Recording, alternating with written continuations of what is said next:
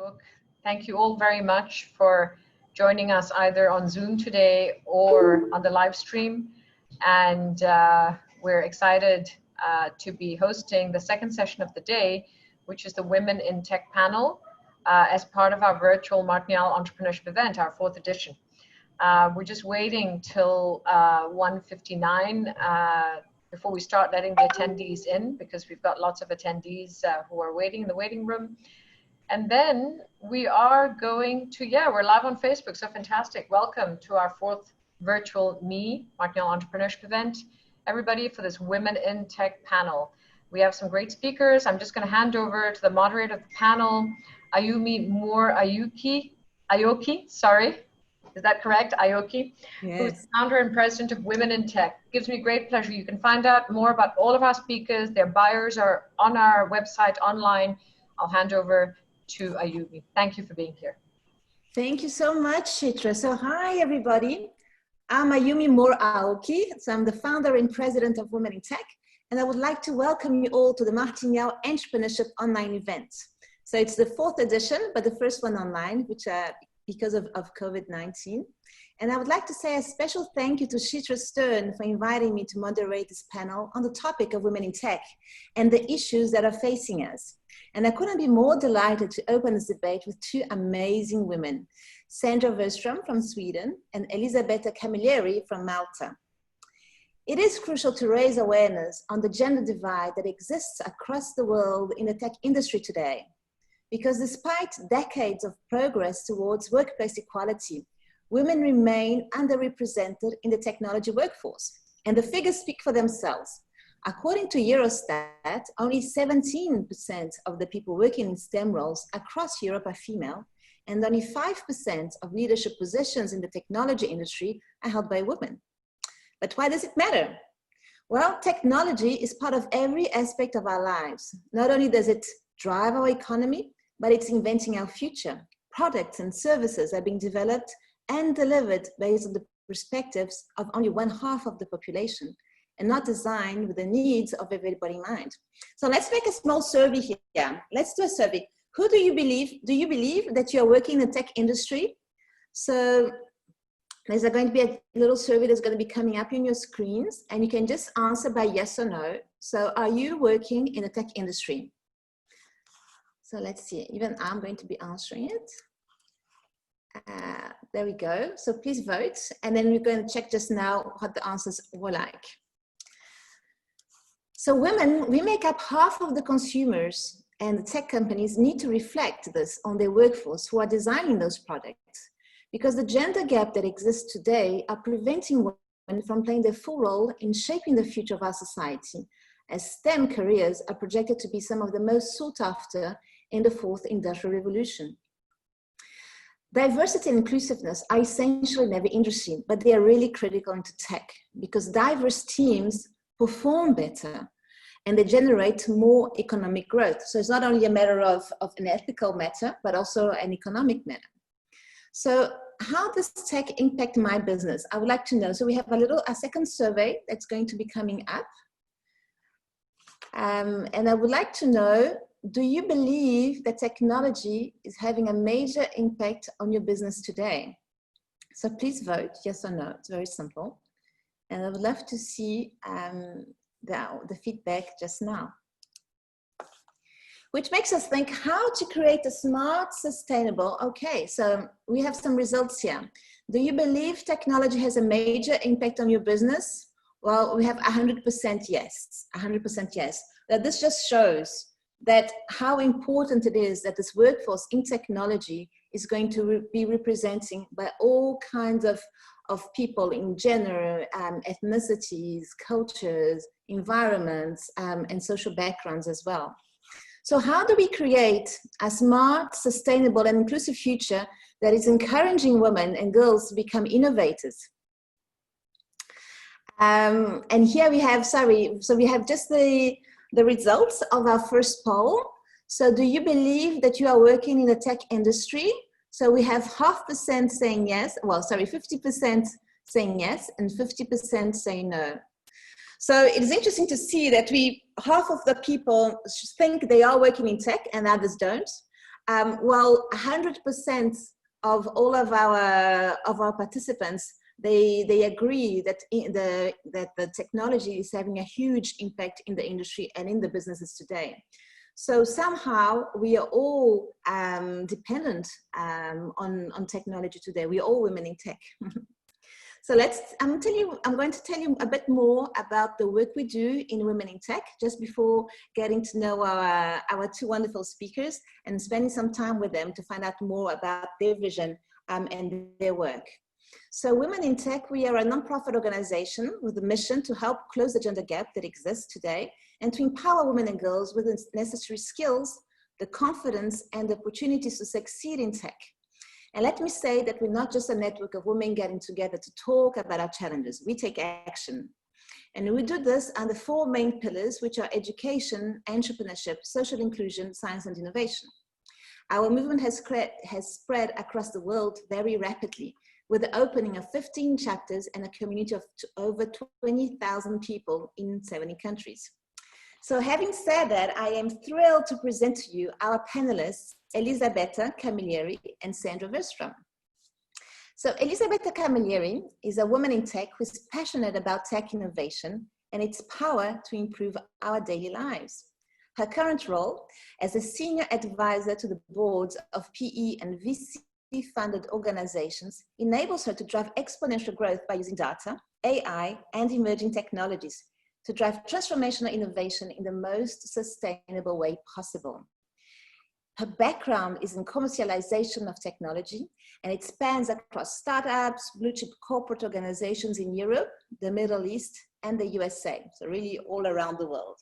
She has founded and built one of the fastest growing retail tech startups in the UK, who is an AI-driven data platform that generates value for shoppers. So welcome, Elizabetta. I'm very excited to have you here, and you're going to tell us more about that very, very soon. And I'm also delighted to introduce to you our other panelist, who is Sandra Wirstrom. So she's product owner at Natural Cycles, and she's leading the app development and the user experience behind this femtech startup. It's focusing on women's fertility. So Natural Cycles is the first and remains the only app to be cleared by the US FDA for the use of birth control. The app is also the only app to be CE marked in Europe as contraception. And with more than 1 million users, Natural Cycles continues to grow and play a huge role in women's lives. We can imagine why, right?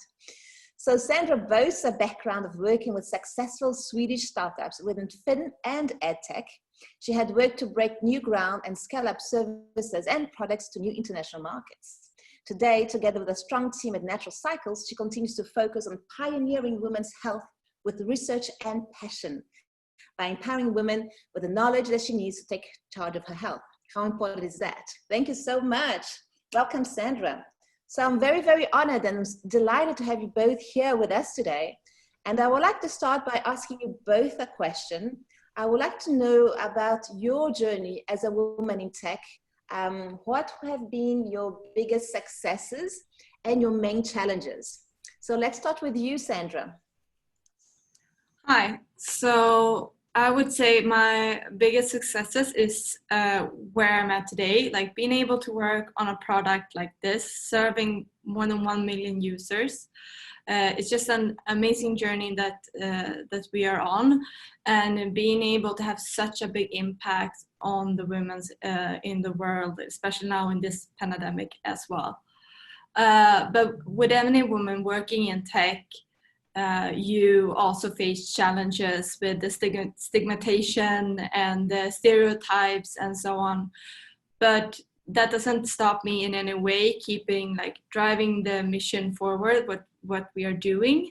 And yeah, I'm just a force going forward, and I will continue working as hard as I can to drive the fintech and the Natural Cycles app forward. Oh, thank you, great. So Sandra, she talked about having felt some stigmatization in her working environment. Did you feel the same, Elizabetta? What have been your challenges as a woman in tech? Well, it's interesting because I've had an amazing experience actually so far. My background is not I'm not a technologist. I did not come from STEM. I come from marketing. So the background has always been marketing and the commercial side of the business. And I want to highlight that to everybody who believes that to be in tech, they have to have a maths or a physics degree or are engineers or are programmers. That's not the case. I mean, tech companies are driven by individuals who do all the functions that we've ever done before, right?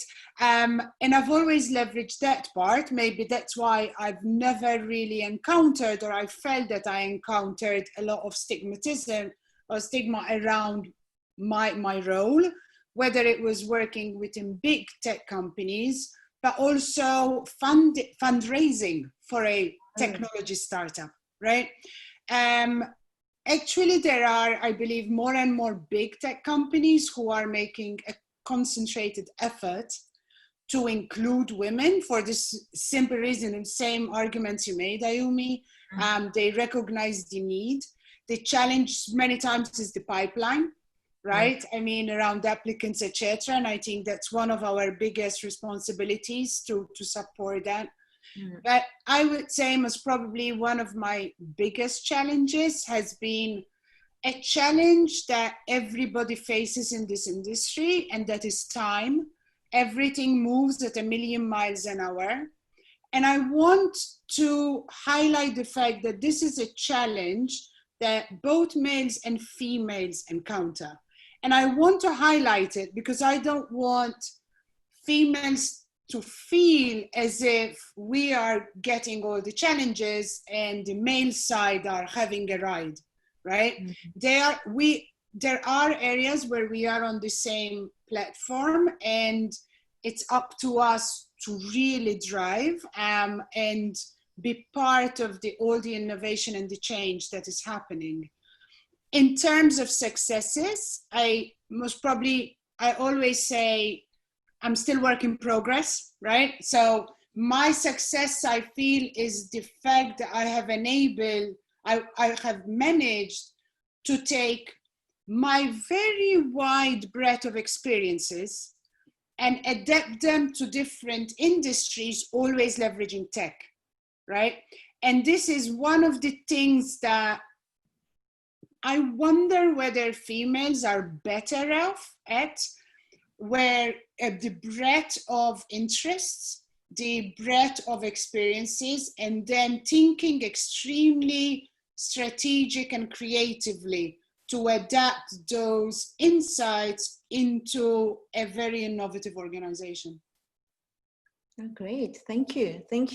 So it's good to know that that you didn't feel really this biased environment where you could work, and that you really felt that you could thrive in it.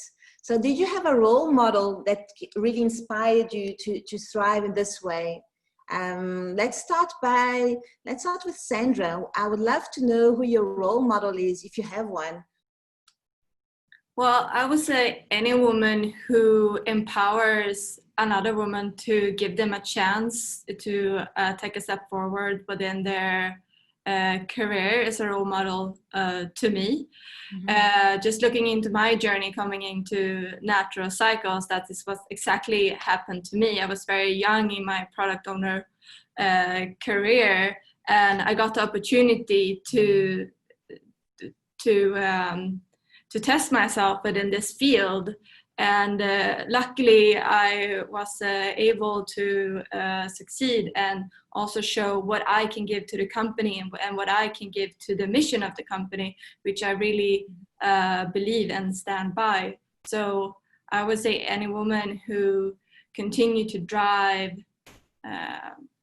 the path forward for others, not only for other women, but for our children, our daughters, our teenagers. Yes, great. And what about you, Elizabetta? Well, most probably my first female role model was a lady called Anita Roddick, but nothing to do with tech. She was the lady that set up Body Shop. And she challenged every single aspect of the beauty industry, from the production to the ethical side of it.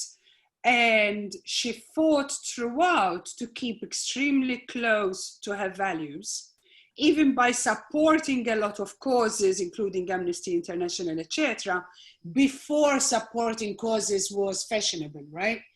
And I always thought it must have been 100 times more difficult for her to do that within that environment than it is for us now.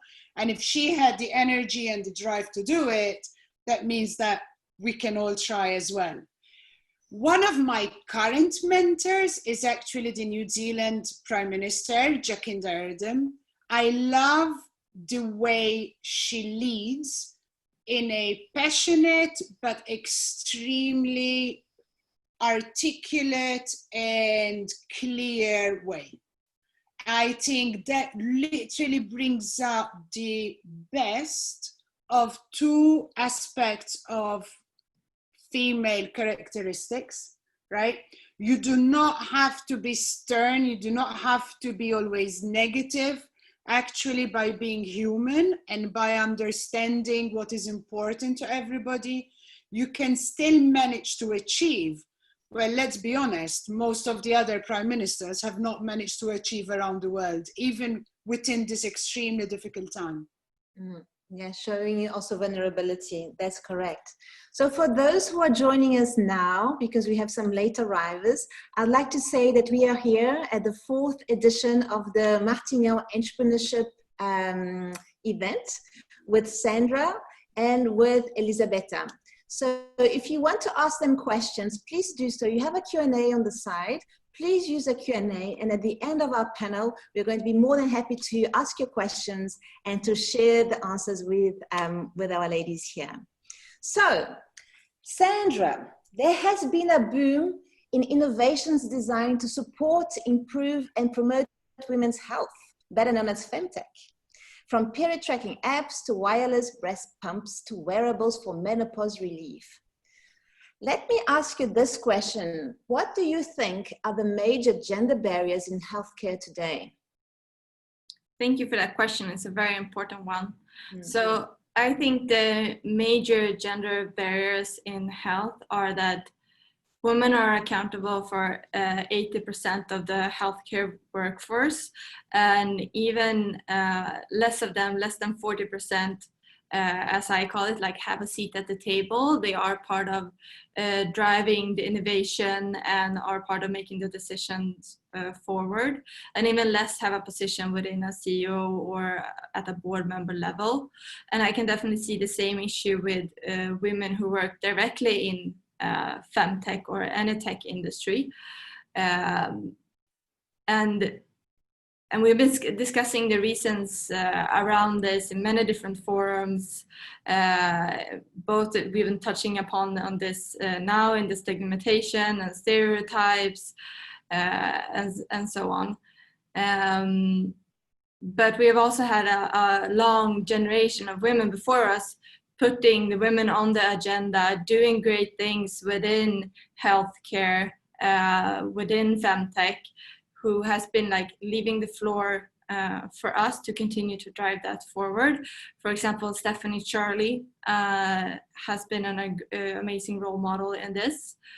And I think, yeah, as I said, like all women who are in the tech industry, they are already pioneers, and we are continuing driving the picture forward. So I think we need to continue working and pushing and challenging ourselves and the people around us, not only the men around us, but the women around us, to encourage them to take the next step forward and build up their confidence, so that we can lower the gender barriers in healthcare.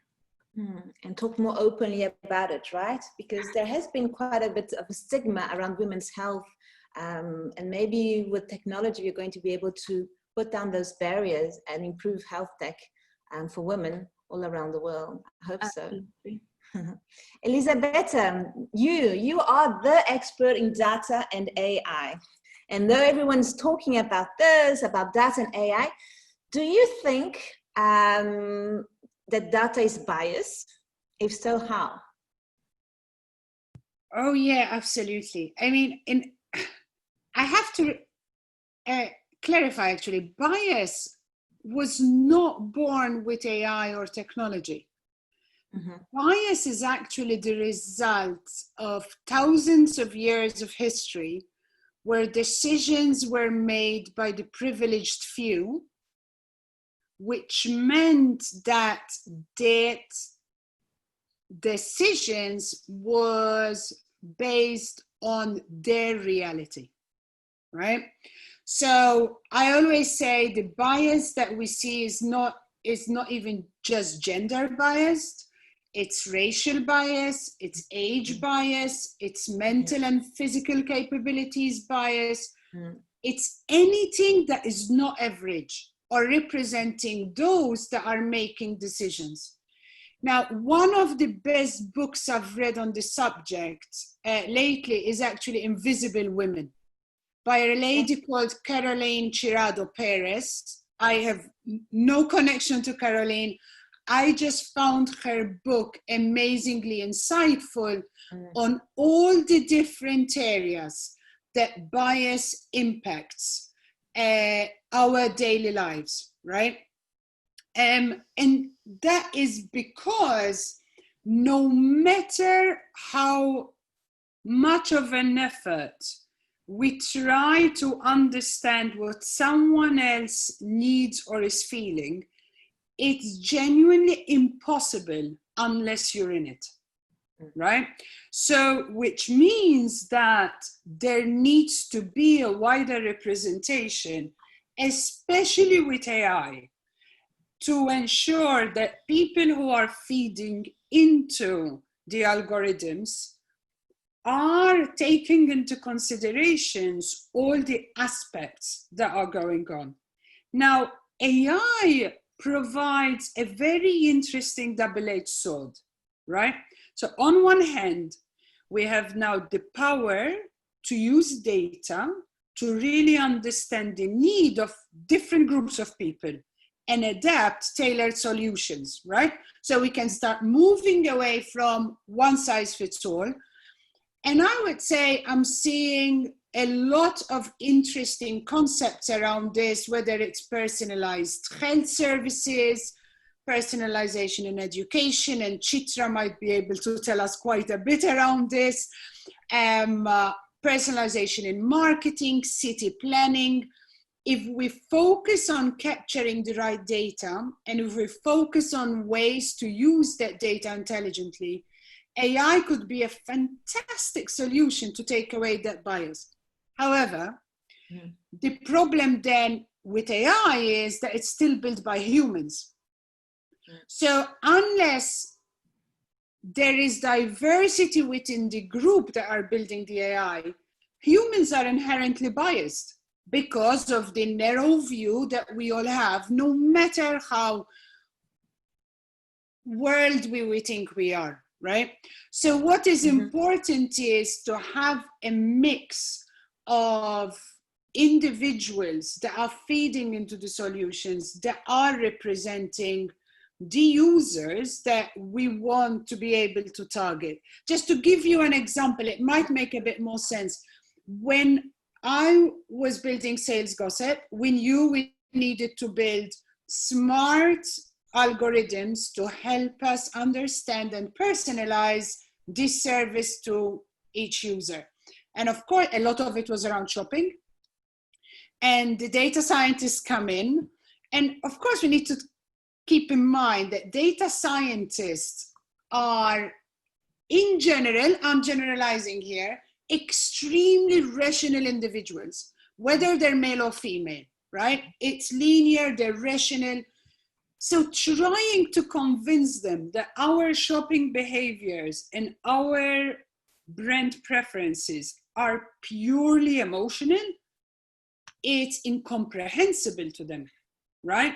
Now, if I build a completely rational shopping decision-making process, it's never going to be used or really insightful to any of the 2,500 retailers we were working on.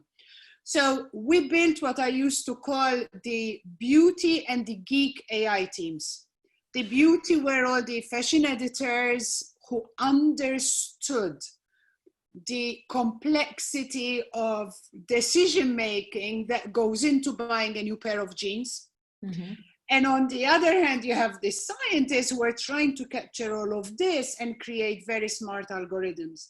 And I always made it very clear that our solutions were not just being created by the data scientists, they were created by the team that together were feeding in to provide the AI needed for us to be able to create a good service.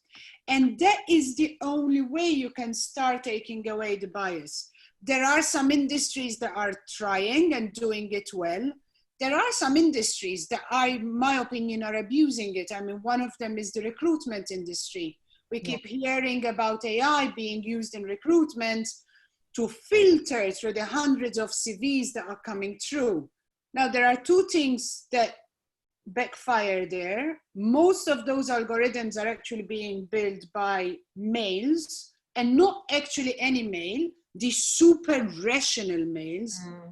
Two, as soon as you understand that it is being analyzed by AI, people who know how to game the system will very, very quickly game the system and actually structure their application with the terms that are needed for them to be on top of the pile, which backfires on both parties.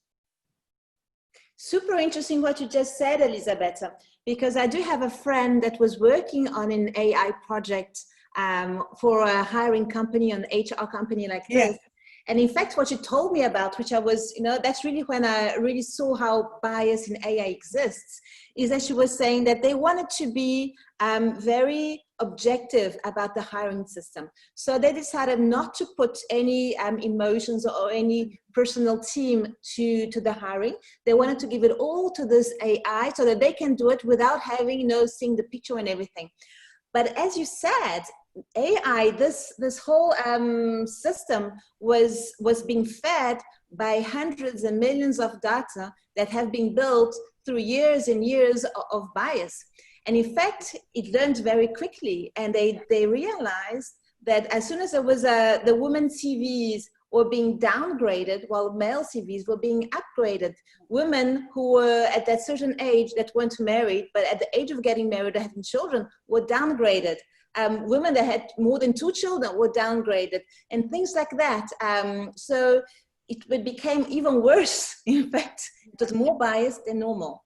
I think we are still, I used to work for Gartner, and we used to have something called the hype cycle. Yeah.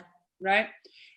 And I think there is still a lot of hype around what AI can do.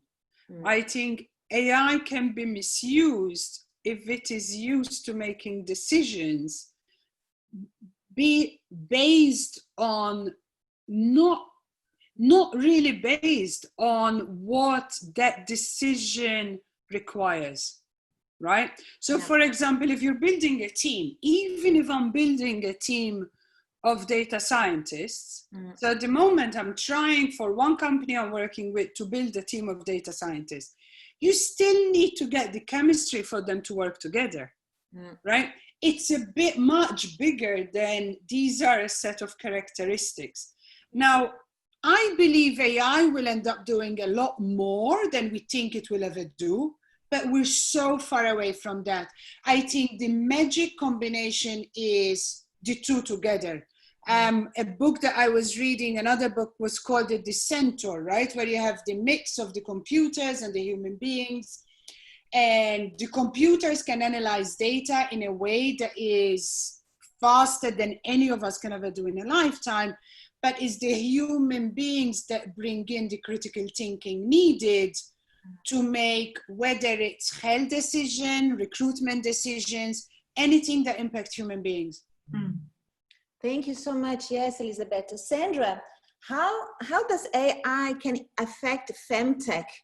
Do you use it at all, or there is, because we're already into a gender kind of niche, we don't need AI to help us in any way, or do we need it but in a different way in which buyers want to play a role? Did you have any experience with that in natural cycles? Many questions there in one. Sorry, I'm getting all excited here. Of course, I mean, Natural Cycles is a data-driven company, and everything that we do are driven by data, and we do get a lot of insights from our users, and we do value their privacy in this as well. But what, Elizabeth, you were a little bit into, like, use your data for good. And that's exactly what we are doing. We are doing research on women's health that has been undergone no views for several years because there's no data on it. There's no database that has this to be able to give back the knowledge about the women's body. So, for example, we myth busted how long a average woman's cycle length is, for example, but we couldn't know that before because we didn't have the data, and the data was run by men prior to this. So definitely, like, the data impact that we can do is huge, but it's important for us that we keep true to our mission and use that data for the better good and for educating women and the generations to come. What I love about femtech, Sandra, is that for once, I think they're going to be really using women to do the research, because so very often, I think in all industries, whether it be health or technical or automotive, I think all the research and the tests are always done on men, and they think that women are just smaller men, so seatbelts, for instance, all the car crashes and things like that are done just on men, and if you're a smaller man, so a woman, it should work fine. But they don't take into account that we are very different inside our organs, the way we move, everything, that we also get pregnant, so Shitra and I, we do share the fact that we have 4 children, so 8 children between both of us, and until today there hasn't been a real seatbelt that has been commercialized for pregnant women, knowing that we have perhaps 30 million pregnant women every day in the world, and with a car crash we can really damage the baby. And I was talking also I went to another conference about women in science and about health tech. And it was an awful story. It's about this teenager. She was asking her dad if she could come home a little bit later than, that 11 o'clock, because she wanted to go to a party. And so was jumping up and down, said, come on, Dad. And he had, no. And suddenly she fell down, but she never got back up again. In fact, she had just died right away. And she was very healthy. She was only 16 years old. And after the autopsy showed that she was just taking this medication because she couldn't sleep very well, which was a very, you could buy it in the pharmacy, which is nothing very dangerous, nothing for a specific pathology. But it ended up that this particular molecule that was used in this medication was only very dangerous for women and not for men. And because all these researches were done on men and also for women, as we were small men, it would never found out that it was very toxic for another gender. So I do think that it's so important, and that's why femtech is great, because I don't think they're going to be doing tests on men thinking, about femtech and about their periods and about birth control. Yeah. Anyway, let's carry on. So please think that if you have any questions, go through to the Q&A. I'm going to be super excited to ask you all the questions. And I do have a question about AI that I would like to ask now while we're talking about it, Elizabetta. It's a question for you. How could you integrate AI in schools, and when? We can't hear you, Elizabetta. You have to put the mute. Yeah. I'm trying to follow instructions, but not managing. AI, for me, one of the things that are closest to my heart is AI in health, because it's so important. And the other big one is AI in education. Hmm. So up till now, you as a teacher, you have a class of 30 people. If you're in secondary school, you might have 10 of these classes, and you have the same lesson for everybody, right? So the super smart kids are getting bored. The ones who might be struggling on that particular subject are not keeping up. And the only ones who benefit are the people in the middle, right? So, and the more, the research that is out there shows that that chunk in the middle is actually much smaller than we think, right? Because we all know some of us were good in maths and not good in English or in languages. But when you go to school, you're put in bundles of smart, average, needs help, right? That's true. Which does not make sense at all. Now, AI and the way it's currently being used, by the way, it can be used from as early an age as 3, right? There are all these apps and software that you can get students to use. The software learns how quickly they are adapting, which areas they are not understanding. They're taking a myriad of different things into consideration to then adapt the next stage of whatever that course is according to that individual. So I'm on a board of trustees of an academy in the UK, and there are about 6 schools. And the way we're trying to integrate all of this is actually to initially trial it and trial it with parents as well at home, right? Because parents in the most instances want to support their children on their education journey when they are, but they don't even know how. So children end up turning up at home with the same homework, right? With, again, going back, if someone is good in languages, they might be needing to read a very different books than someone for whom language is something that they want to get an average on because they're mathematics focused. So it's all about adapting the curriculum around the individuals. And Finland is doing this really well, right? Okay. Where actually education is almost gamified, right? So Ayumi, you and me might be in the same level of, let's say, French, but then Sandra might be in a much higher level than us. Whilst on the other hand, you and Sandra might be in the same level of maths. So it's not just age, but it's literally capabilities and interest. And it allows children to really drive what they're very good at instead of spending 80% of the time trying to catch up on subjects that they will never excel in. Amazing. So I think the future of education is really going to be changed with this. Oh, completely.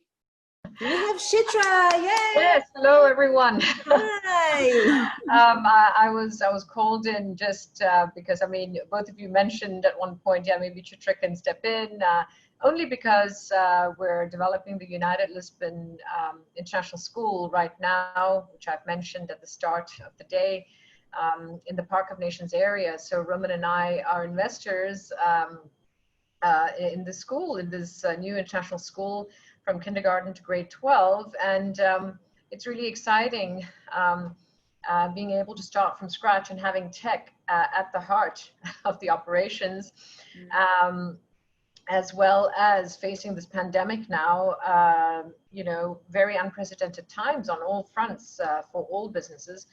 But as Elizabetta mentioned, you know, for the academy, group of academies that you're on the board of governors for, we have had to really consider, you know, how do we integrate tech for the security of the students, but there's also programs. I'm not saying we're implementing all of it, but we're aware of all of it, where the eye movements of the students are monitored, right, Elizabetta, when they are looking at a particular screen, or even in the classroom, they're actually trying to figure out who's losing interest and who's concentrating in the classroom. Obviously, the physical classroom is going to look different for a while now, but I'd just like to make the point that with, we're a Microsoft school, we're working on becoming a Microsoft Showcase school. And this, you know, just the equalization, I call it, it's a sort of revolution happening. Every student is in front of the teacher, or you have that opportunity for every student to be connected right in front with the teacher right in front of them. Whereas previously you had people at the front of the class, and, you know, in Singapore, we used to be called kiasu if you were in the front of the class, you know, because you were a geek. And you had students who naturally tended to sit at the back of the class, and maybe their eyesight wasn't as good enough. Or now there is a revolution happening, and I think AI and tech will have a huge further role to play on so many fronts for education. I just wanted to bring in that piece, as I was invited by the master moderator Miriam to come in. But please do continue. I don't really love this Zoom. It's different to a stage where I can just hop in and talk for a little bit. It's amazing. Thank you. I'll step out now. Thank you so much. Oh, you can stay with us, Okay. You're more welcome, because we will also love to know. That's such an exciting panel. Thank you. About how can we all champion women in tech? Because we are talking about today about technology, about certain biases, yes and no, in certain fields of technology, and how women are somehow underrepresented still. So what can we do? What are the actions that we can do today? You know, once we step out of this call, what can we do to champion more women going into tech? Sandra. Well, I would say, as I said earlier, continue being a role model for women around you, but also continue challenge your men around you to be a role model for their daughters and their sons. We're talking about school now, which I think is a very interesting topic, because where we are today and how far we have come, we really need to encourage not only our sons and daughters in school about education, but how to interact with each other. I have a 3-year-old, and I already notice how much she is influenced by her kids at kindergarten, and she's 3, and all of this, like how one should act and not should act. So what we can do here today is talk and teach and be good role models for our sons and daughters, but also for each other, and to, when we see opportunity and give another woman a chance to grow, do it. Exactly. Thank you, Sandra. Elizabetta, if there was one thing that you want to do a shout out and invite people to take action on empowering them, how would that be? I think genuinely everybody needs to encourage young people to start with, because the pipeline, I keep talking about the pipeline is still skewed, right? But everybody around us, and increase this view that tech is not just deep tech, right? It's not just the back end of the service. It's much more than that. And I always say, especially to my friends' kids, if you have any capabilities in maths and physics, just focus on that, right? And averaging those subjects will see you through your whole life more than anything else. But then you cannot force people to do things that they do not love. So one of my dearest young people is now starting a degree in history of arts, right? She's going to be in one of the best art universities in the world. And we have conversations around, you should be able to do 2 things. You focus on the beauty of the pure art, but at the same time realize that you have this amazing skill that will need more than anything else if we're going to go in a world of VR that everybody is talking about, right? So how can she use her creativity to actually build a skill that could hopefully help her finance the other side of what she wants to do until she can make a living out of that? What is interesting is once she started getting very much into VR, she became the cool kid in the school, right? Because all of a sudden she's doing all these amazing environments and she's self-learning, right? Because it was all self, and it's, so she's getting a lot of social clout, which means that others are involved. And now in summer, they have a project they want to replicate, a beach that they always hang out in. And then as Sandra said, they influence each other, right? And showing that it can be cool, whatever you do. I mean, we're having the same conversation about languages, right? Languages, fine, we will have literal translation, but someone needs to build that. People who have the amazing skill in languages are going to be needed, because in a digital environment, it's all about communication and then it's language. So there are a lot of things that can be adapted and filtered through what we'll call technology or technological driven products. I love this example, Elizabetta, that you gave about the history of art, also because I think the artists, you know, they have so much creativity, and we need this creativity for innovation, to create new things. And I must say, I did history of art. I did fine arts at school, at university. So I had a 4-year. Yes, I have a 4-year fine arts degree. From then I went to do a master's in hotel management, and here I am today. Afterwards I created my digital agency who does technical things. So we never know what life's going to bring us to, but I do realize that these skills really opened up my mind to really think out of the box. And this creativity that we have in us, I think it's always going to be very powerful used to throughout your life. So one thing we should never forget, we have the power of unlimited number of fonts on our computer because Steve Jobs went to a calligraphy class. Right? He did not learn that in front of a cube. He loved calligraphy and he wanted to include it in a tech environment. That's why we have fonts.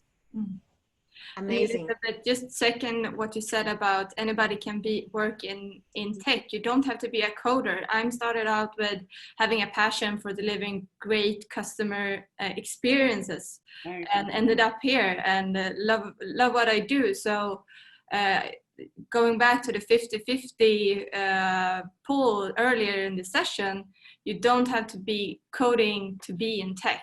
You can do so much. So much more. And I'd just like to bring one of the big names in tech in Portugal, female, now is Daniela Braga, who was actually a linguistics expert. Her master's was in Portuguese linguistics and English linguistics, and she's one of the leading tech entrepreneurs in Portugal, having started up Defined Crowds. So we have some great examples out there, and you know, I love the points that all of you are bringing across. It's very relevant. Especially thinking that today, I think that we say that we change 7 times our career path, you know, throughout our lives. And that today also 70% of the jobs of tomorrow, they don't exist yet. So I think everything's possible. And the pipeline you talked about, Elizabetta, is a pipeline always from the students, but I think it's a pipeline anytime, anywhere along your career, along your lifetime, because we can all reinvent ourselves and we can all become women in tech or women in whatever we want to be any time of our lives. So I'm just going to give the speaking and the closing remarks to our host, Shitra Stern. Thank you so much. Shitra that has done she's got so many different hats. So she's mother of 4. So she has the Martinhal resorts, which are beautiful hotels all around Portugal. And now she's also opening this education, the school international school in Lisbon, which I visited, and my dream is for one of my children to go in there.